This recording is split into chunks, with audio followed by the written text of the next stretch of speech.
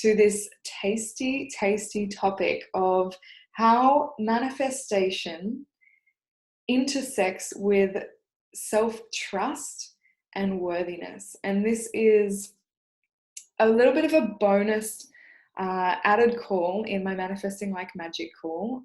I know quite a few of you are here directly through the course, but some of you are here just because you are, and that is awesome. This is going to support you wherever you're at, because at the end of the day, if we are struggling in creating an outcome in our external environment, there is a reflection of how integrated and aligned things in our inner system is, right? Our emotions, our energy, our beliefs.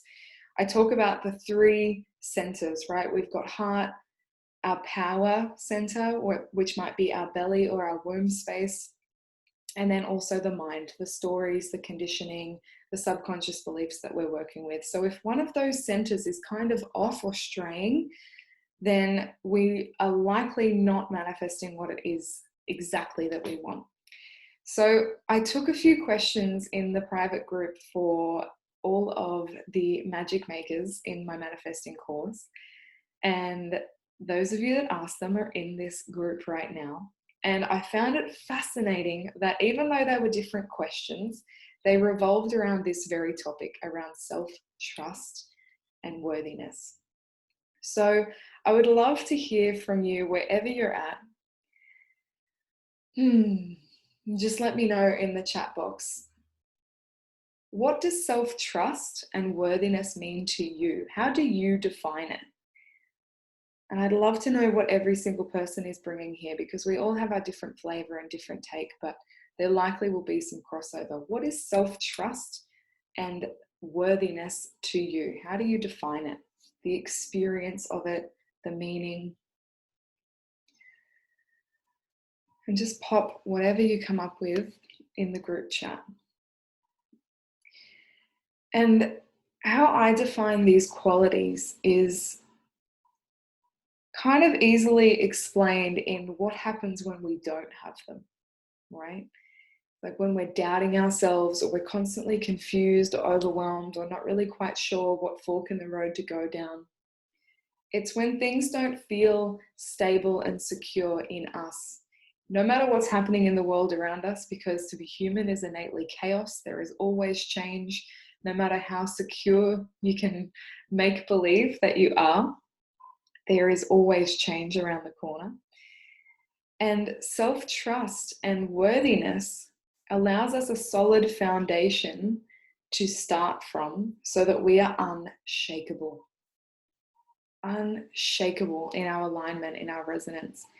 Because as soon as life gets a little chaotic, or the mental energy gets a little frenetic, we can be pushed off that center, right? If our foundation is not strong, and those centers aren't in alignment, we kind of feel fragmented, right? Does anybody resonate with that feeling? It's like, I don't know what I want. Who am I anymore?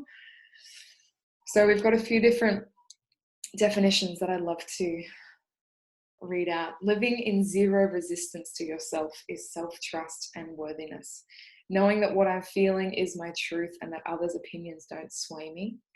When a decision feels effortless, and when I feel alive, when I let go and then realize looking back, things did work out, just a different way to how I expected.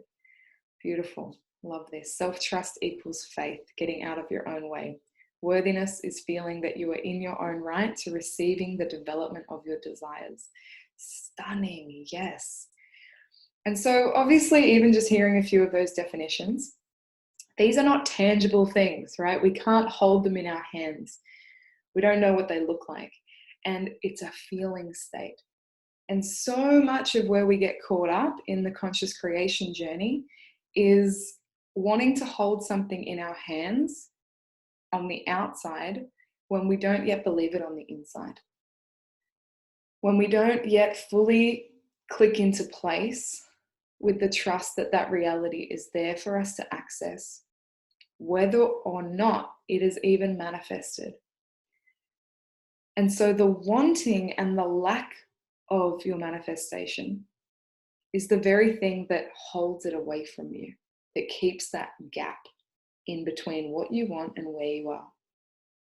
And how we close that gap is by training our body to be safe, secure, and stable no matter what's happening outside. So I'd love everybody to participate in just the tiniest, easiest little practice right now, which is simply resting your hands somewhere on your body. Perhaps you're feeling quite overwhelmed and thinking a lot in the head, and you might like to place one hand on your head and then the other hand where you'd like to bring the energy down to, perhaps your womb, your heart, your solar plexus. Or maybe one hand on the heart, one hand on the belly. And all you're going to do is take 6 deep cycles of breath. Perhaps in and out through the mouth, or in through the nose and out through the mouth. It's completely your choice, and you can keep your eyes open. But just count that you have 6 deep cycles of breath.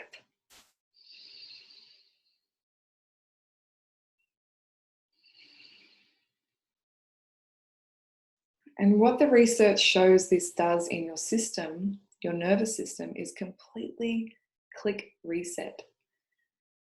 So often throughout the day, we are so obsessed with where to go, what's happening next, what are the details, and caught up in the intellect that we live from the neck up and we dissociate from the wisdom of the body. And as women especially, we have been conditioned to do this, and it is removing us from our creative power, which rests in the stomach, in the womb, in that whole area of where we birth from, right? This is the energy center of the body where our emotions rest, where our sexuality, sensuality, where we literally birth and receive all of our feelings around money and power.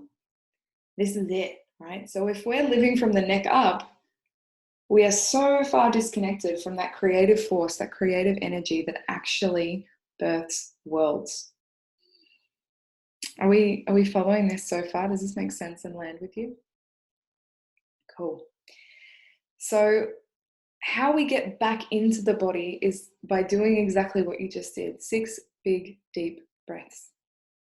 It's like beep, reset on the nervous system. You can almost feel your cells begin to unwind and unravel, right? Just by breathing. And you can do that anywhere, in the car, in the boardroom, while you're on a call with a client, wherever. In the grocery store, there is no excuse. I want you to write down, if you have something nearby, that the quickest way to come back into alignment, even if you are completely in a state of overwhelm, disconnect, is breath and body, which leads you to being. Breath, body leads to being. Only from being can we create, because then we are truly in the present moment and not time traveling. So the difference between the time traveling I talk about through the process of scripting, which is imagining a hot new future and pulling it forward to you, magnetizing it because you're evoking the sensations, the chemical response of the emotion in your body as if it's already here, is that feels good, right? And if it doesn't feel good, you shouldn't do it. Feeling good is the way to effortless manifestation. And when I say good, I don't mean like high vibe. We just covered this week in Manifesting Like Magic that all high vibe is a lie. That if feeling good starts to feel hard, there is some emotional alchemy that needs to be tended to. So this isn't about bypassing human emotion or putting one feeling on the good list and one on the naughty. It's about making space for the full spectrum of the human experience by being fully with your breath, in your body, and being with it, right?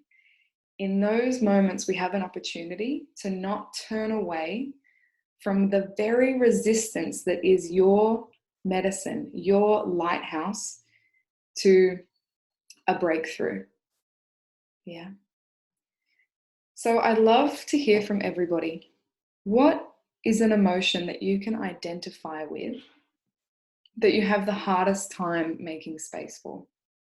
What's a feeling state or an emotion that you just really don't like the feel of? You'll do anything to avoid it. You'll reach for the chocolate or the Netflix or the wine or the cigarette or, whatever other way we procrastinate and distract and dissociate. Tell me what feeling state, what emotion do you have the hardest time being with? And the reason I'm curious about this is because all emotion is simply energy, right? Energy in motion. But we get in the way of it and we block it. And when we have a heightened experience of emotion, the chemical is released into the bloodstream, into the body.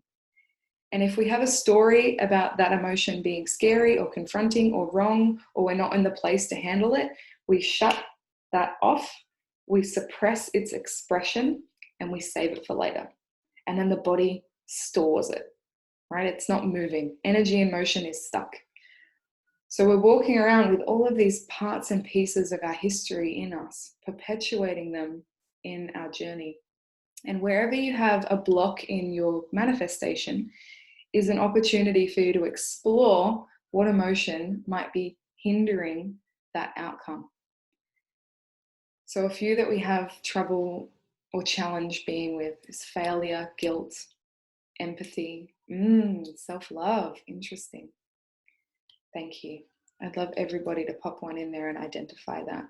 It's really helpful to know because then you can almost predict that that is the very emotion that you will receive the most benefit from being with. And it's terrifying. I get it. My gosh.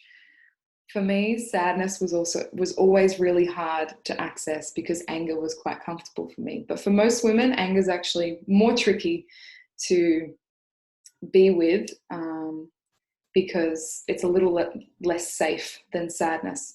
So just have a bit of a think of those different emotions. And if you need a few labels, you've got anger, guilt, shame, judgment, jealousy, joy, ecstasy, love, loss. Yeah, we've got an extensive list there of things that we do not want to feel. Rejection, panic, fear, disappointment. Yes, thank you. And so what does all of this have to do with cultivating self-trust and a sense of worthiness? Well, the very moment we abandon ourselves by not feeling our feeling is the very moment that if you stayed with, you create self-trust, right? So think about a time where you lose trust in yourself, where you betray your intention. For me, it's always when I eat that extra row of chocolate, even though my body told me not to. Every time. And I'm like, I knew that moment that my body was like a soft and gentle whisper of no. Yet my mind was like, oh, I could probably have another portion, right? Or tomorrow morning I'm exercising, or whatever story it is, right? We go up into the head and we justify. And as soon as we've made the justification, we're coming from ego rather than from truth. The easiest way to discern between fear / ego / story / conditioning, whatever you want to call it, whatever word rests with you better. You can even draw this down in like 2 circles. Fear, ego, story, conditioning versus truth, intuition, authentic self, spirit, soul, whatever you identify that side of you with. The difference is that soul speaks in like gentle, loving, sometimes firm whispers that are subtle and quiet, and you have to make space to listen to them. And it's more of a bodily sensation. And it's mostly very, very simple direction. Soul or intuition will likely just say, yes, no, not that, maybe later, ask me next week, do this, do that.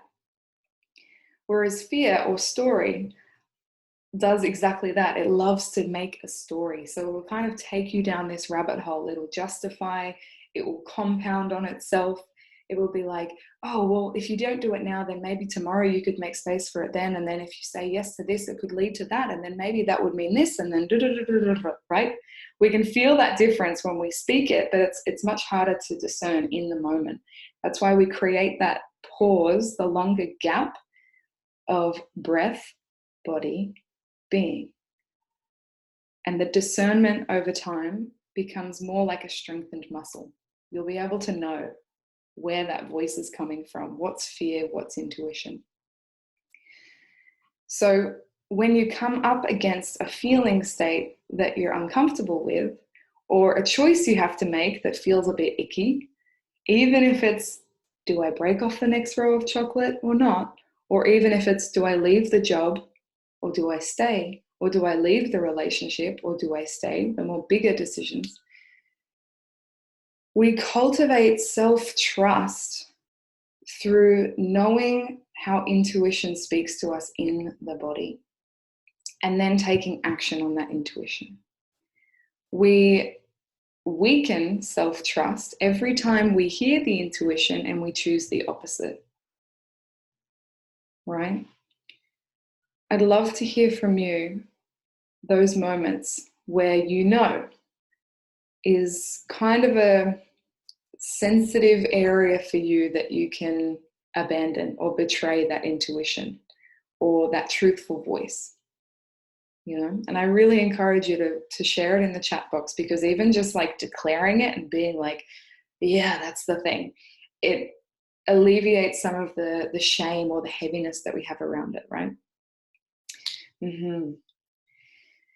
Food, relationships, so common for women. My gosh, mine was both. I remember the feeling in my body of staying 2 years too long in a long-term relationship. So anything I tried to manifest wasn't working out the way that I wanted to, because my whole body was not in alignment with that desire. My mind, my heart, and my power center were all on different wavelengths, right? So no matter how many spells I cast or new moon rituals I planted seeds of intention with, I wasn't getting the results I wanted because I wasn't trusting myself, because every day there was a little whisper that was knocking and saying, you know, it's another day, you're still here, you're still in this. And my mind would go, yeah, but XYZ, it makes sense, it's safe, it's stable, it's da-da-da-da-da. And it's the same thing that we do with jobs, with money, with marriage, big choices about where to live. We're all moving through such an interesting time of transition where we all have choices to make. And so cultivating self-trust happens in the moments where you typically abandon. Yeah. It's like you're piggybacking on an already existing thing that's happening rather than trying to start a new thing.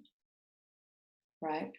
That's not like the sexy answer, because we love getting all jazzed up and like investing in a new course or a new coach, or like it's Monday and the start of the month, I'll try today and it's a new week and it's fresh energy. That's a bit sexier, right? We can like put some flashy lights around that, like today is the day I change. And then the next day and the next day comes around and we're like, oh, I'm not so excited about that anymore. It's why January, the gyms are full, and then by February, the second week, they're all empty again, right? The only way to create sustainable change is by meeting these moments constantly. And I guarantee you have a million opportunities, even just after this call, before you go to bed or throughout the whole day. Sorry if you can hear my dogs in the background.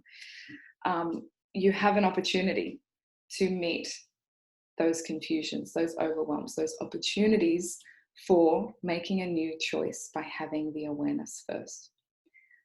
I always harp on about this, but the only way to change is 1, awareness, and then 2, a new choice. Now, the awareness piece, without making the new choice or having the tools to make the new choice, is hella frustrating. Right? I remember for years, I was like, ugh, I hate being aware of this thing because I see it so clearly and I can't change. I can't do anything about it. I hate that I'm aware that that food isn't good for me, yet I still do it. Or this person isn't good for me as a friend, and yet I'm still their friend. Or, this city, whatever it is that is currently in your field that is not ideal, yet you're not making a new choice or you're not making a new action, is not ammunition for you to shame spiral or to judge yourself, but an opportunity to create more space for contemplation and discernment. What I offer all of my clients when I work with them is a content fast or an input fast, right? And I'm gathering that many of you have been on this journey for a while now.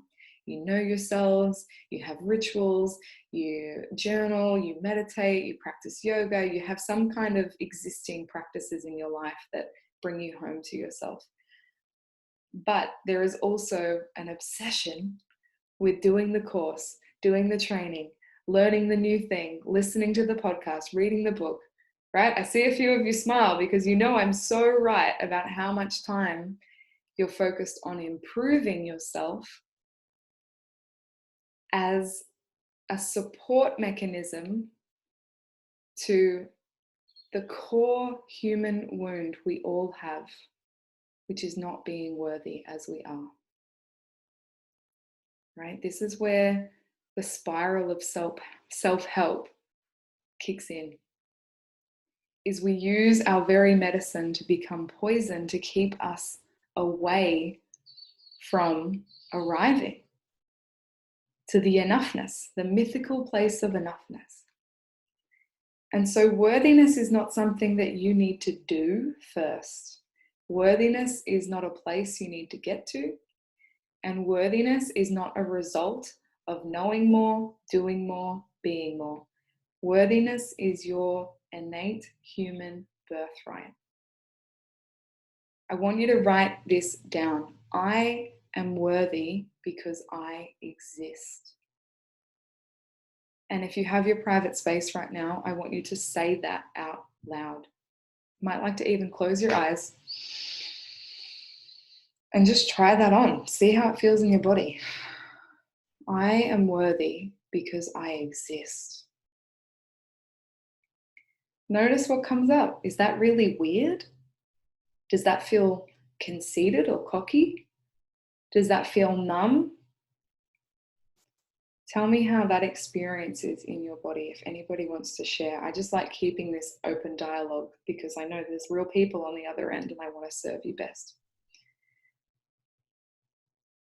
And so this work is so innately rebellious of everything we've ever been taught, right? If you're here, it's because you're a rebel and you want to take radical responsibility of your state, your emotional state, your feeling state, your ability to create, to call in, to weave magic, because I know every single one of you have a sense of magic and synchronicity and mystical connection in your life. But to really harness the magnitude of this power and stop playing small at like 2% of what you can really experience is by cultivating self-trust through every moment that you already self-abandon and knowing that worthiness is not a place that you need to get to, that it is already something that you are. Now, these are just words that I'm saying right now. And I know that those practices I've given you so far seem excruciatingly simple, and it's true, they are. It is in the ruthless and relentless consistency and commitment that the work comes in. And if you have known me for a little while, you know that my favorite mantra in the work is, how easy can I let it be? How effortless can this feel? How easy can I let it be to trust myself? How easy can I let it be to be worthy?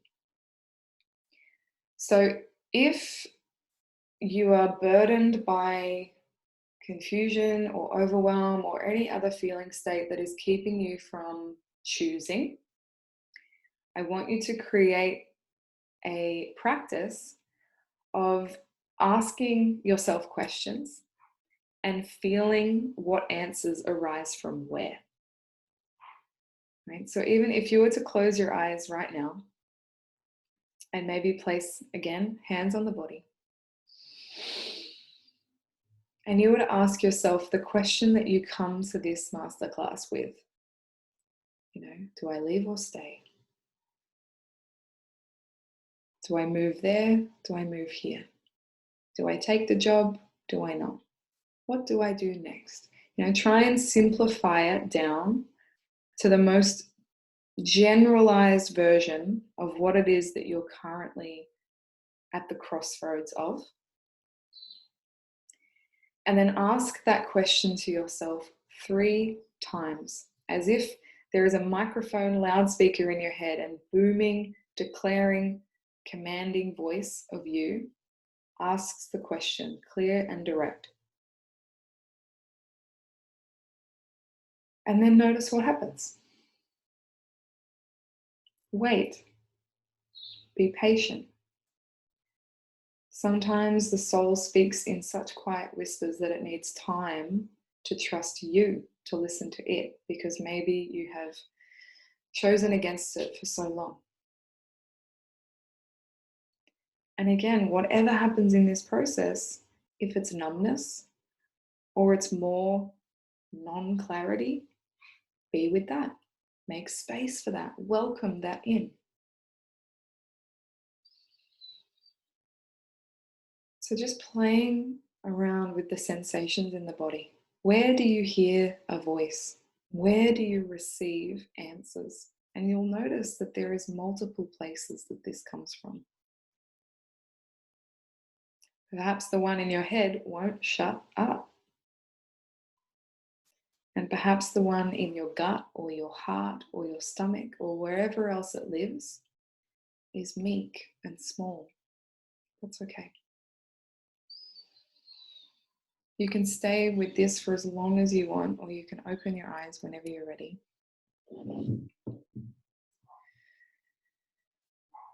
How was that for you? Was even just that simple checking in and simplifying of your question helpful? Did you feel the directions of where information comes from when you ask? We get quite enthused with asking the questions constantly, repetitively, when the answers take some time to come, right? I was talking to my mom about this yesterday. I read a book, or I heard it somewhere, that in an indigenous tribe, I think it was in South America, they would go days without talking because one question would be posed to one member and everyone would just stay in silence until the question was answered. And they took days, and this was just like a general part of life, because they knew that sometimes the truth takes a little while to formulate, not to like round out in the head, but to rise from like the guts of you. And I just love that, because as Westerners, or wherever you are, typically we like everything to be the quick fix. We want it quick and dirty, right? We want to know the thing so we can get on with life, right? And we don't take time to be in contemplation. This is why I much prefer contemplation as a practice rather than meditation. Meditation, my mind is like, and the whole time I'm just like, don't think. But when I've welcomed in contemplation, I can just sit for hours, like in pleasure and delight, looking at trees, listening to the birds, and just letting the space come and arise from a natural well within me, rather than forcing myself to the spaciousness. You know what I mean? So my invitation to you is really getting clear about what current actions are clogging your channel. If you have a choice to make, or if you're not currently in a space of deep worthiness, and all you have to do is like look at your life to reflect this back to you, right? Am I making the money I want to make? Am I surrounded by the people I want to be surrounded by? Do I wake up joyful? Do I have some kind of meaning in my work? And again, this is not this is not a practice to, like, be careful of where you want to shift into judgment, where you want to go into a negative feeling space. And even in that, feel it. Feel the sadness, feel the grief, feel the irritation, feel the rage. I led everybody through a process yesterday, if you are in the manifesting group, that if you did miss it, I encourage you to go watch the replay, because we do an emotional alchemy process which makes room to meet all of those feelings that you've been shoving down and pretending is okay. Those are really valuable. I'm just going to catch up on the comments quickly. The head feels so loud that it takes some deep breaths to hear past it, but I received the answer I knew deep down. Patience. Yes. Integration has been something I've found challenging for so long. I just want to know it all and all right now. I feel ya. And then what? Right? Cool. You know everything. Done. If you've signed up for evolution in a human cosmic meat suit, you have signed up for a constant becoming. Elizabeth Gilbert, one of my favorite writers, wrote, I think it was in Eat, Pray, Love, we must be prepared for endless waves of transformation. And I just love that, because it's like anytime we arrive to a new version of ourselves that we kind of like, we have to be willing to be wrong about everything. We have to be willing to even let her die, right? I talked about this a little bit on the call yesterday too, but it feels really right and present to mention it. But for women, we have an opportunity as such cyclic beings to develop a relationship with what death feels like, of our identity, of our stories, of parts of us, to create a more loving relationship with letting go and releasing and shedding, and then welcoming in the new. Because what we tend to do is want to carry it all, right? We're like, I want all of this to come with me so that I don't change too much and I don't threaten that family member and I don't make ruffle feathers over here. Yet I also want to welcome in all of this. And this isn't about holding on, it's about becoming the channel, the conduit. So if you're clogging up your space with over-consuming information, with denying yourself the space to integrate and rest and contemplate, then I'm guaranteeing that you're feeling a little heavy right now, right? Thanks, Sarzi. Have a good night. Tending back to those questions about self-trust and worthiness that I posed in the group. These, again, are things that you can't learn from listening to one Zoom call with me, right? These aren't things that you can receive through signing up for a $49 course or reading that one book. This is the work of you, with you, day in, day out. That is self-trust. Knowing that you can hold you, no matter what happens on the outside, is what makes you unshakable, makes you the mountain. And then the conscious creation process happens with so much more effortlessness, because you know when you stray, oh, there's a little bit of tinkering to do here. How do I tune up? Maybe I'll sit outside in nature for a little while, because the truth can speak and be heard, and you'll know in that moment what you need, rather than reaching and grabbing for everybody else's toolkit. You'll know how to serve yourself in that moment.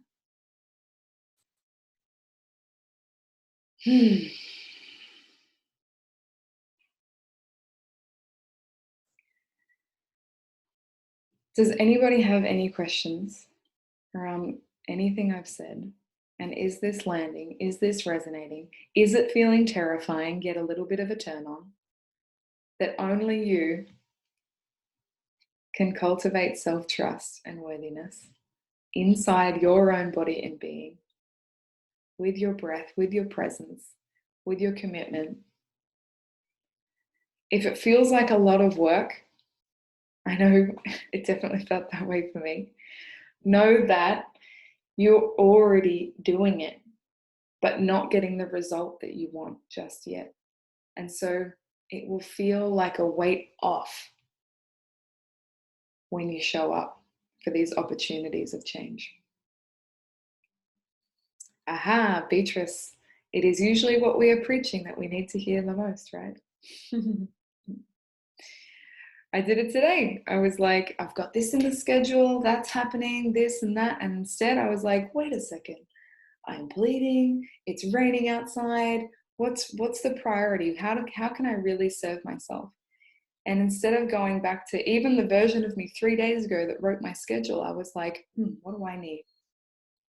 And I was so much more productive, so much more in tune with myself, so much more delighted and in pleasure throughout my whole day, because I moved at the pace of my intuition and my body. And we're always going to fuck it up. But then you just come back, you do it again, right?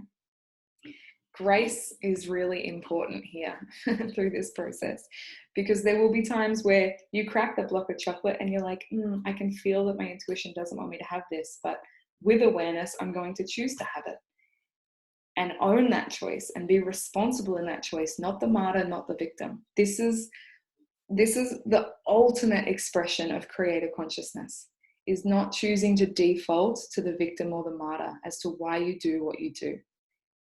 Again, this is in complete rebellion of everything you've been taught, of the world that exists as we know it. But I know you signed up for that here. And so I trust that you're saying, heck yes, I want this, because I know how good it can get. Or I don't know how good it can get, but I want to know, right? To be open to the mystery of it. Yes, continual work and allowing myself space, simplify, exactly. Yes, strip anything away that is clogging your channel. Get fucking ruthless with this. You know, like, what is really necessary for you when you hit your head on the pillow every night? What's the thing that was important? How many unnecessary Instagram messages are you sending? How many unnecessary emails are in your inbox for you to respond to? Unsubscribe, unfollow. Be really discerning about where your energy goes, because those leaks can be used to claim back for yourself to put toward this kind of change, right? All for the space. The tagline of my program, Becoming, is you don't need more information, you need more space. So I love that you said that, Zoe. Yes, Kate, need to get better at all the unnecessary. Yes. Okay, beautiful humans.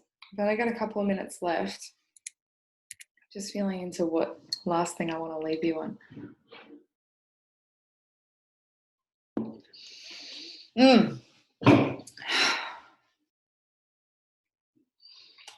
All I want to leave you with today is basically a knowing that nothing needs to change on the outside for your whole world to change, because everything is an inside job first. And when you get up to speed with the truth of who you are energetically, emotionally, as the stardust and infinite potential that you have access to in this moment only, present you, rather than time traveling with the mind, is when things start to manifest. And I know each of you have an example of when this happens. You know, write yourself a list of miracles of when alignment has been experienced in your body, and as a byproduct of that alignment, something has fallen into place without you even needing to do anything, right? It's crazy. I had a client tell me yesterday, we had one spirited strategy session because she had 0 signups to her course. And she's like, I don't know what I'm doing wrong. And instead, of course, I didn't talk to her on this level. We went womb deep. And during the 1 hour call that we were on Zoom, she got 2 fully paid for mentor clients while we were on the call, without any previous sales, any previous clarity calls, paid fully in her inbox. And then today she's just shared in our group that after our call yesterday, the emotional alchemy session, she's got 2 more. So in the space of 5 days, she's got 4 fully paid clients from 0 a few days ago, just by being with, right? This is the magic, and this shit happens all the time. And it's so exciting. Like, this is the way I want to live, right? Where we're all just like weaving magic, and it's mysterious and the wild unknown, rather than confronting and terrifying that we don't know what's coming. So welcome the mystery, romance the mystery, and do your best to, at every moment, be in your body, be with your breath, and practice staying with what you really don't want to stay with. Because those very resistances is where you meet more of your true self. It's not in like feeling better, affirmations, all that stuff can be really helpful. But if you're turning away from the resistance, then you're missing the point. So stop missing the point and living up here. Unclog your channel and let life move through you. And guaranteed, I'm going to be seeing each of your faces in a month's time, and you're going to be like, wow, shit really shifted. That issue I had with food, it's easing. That relationship I was in, I left. I have this thing that most of my one-on-one clients, if they are in a relationship, they tend to leave them. I don't know, it's just a vibe I put out. I want women to tell the truth to themselves, you know? All right, beautifuls. How are we feeling? Tell me one word in the chat box. How is this resonating, feeling in your body right now? Fulfilled, inspired? Yes, good. Home. Buzzing. Glorious. Thank you so much for tuning in. If you want any further resources, please touch base. Feel free as well to connect with me on Instagram. I'm going to be releasing a new kind of membership container for monthly masterclasses, audio processes, guided emotional alchemy processes. So much cool shit is coming down the pipeline, so just stay tuned over on Instagram. My website is going through a whole death and rebirth so that everything will be spicy and juicy and fiery for you so soon. But until then, take care, drink lots of water because we've stirred some shit up, lock in that medicine and go gently. Oh, Lisa, you're a superstar. 3 a.m. and you got the lights on? Damn, girl. Empowered, enlivened, inspired. Yes, thank you, beautiful. Humans, have a stunning rest of whatever day it is, and I will see you so soon.